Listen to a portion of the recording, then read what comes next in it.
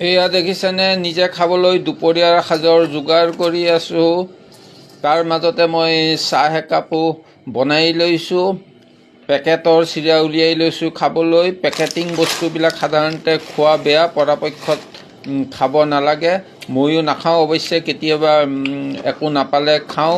Biscuit দুখনো মই উলিয়াই ল'লোঁ তাৰ লগত খাবলৈ, আৰু কামো কৰি আছোঁ, চাহো খাই আছোঁ। গা ধোৱাৰ আগতে মই ভাত তাত বনাই পেলাই আজৰি লওঁ। এয়া তিতা কেৰেলাবিলাক ধুনীয়াকৈ মিহিকৈ কাটি লৈছোঁ আৰু চাহো খাই আছোঁ। তাৰপিছত ইফালে মই কুকাৰত ভাতো বহাই দিলোঁ, ভাজিটোও বহাই দিলোঁ। এয়া দেখিছেনে, ভাজিটো প্ৰায় নমাবৰ হৈছেই। ইফালে দালিটো মোৰ অলপ পানী ওলাই গ'ল, হুচেলটো ভালদৰে নামাৰিলে, কেতিয়াবা লগোৱাত কিবা বেয়া হয়।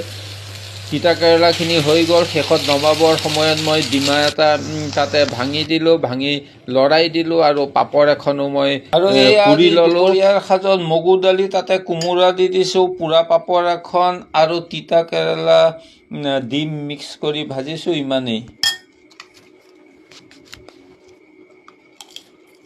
ধন্যবাদ। শুভ দুপৰীয়া।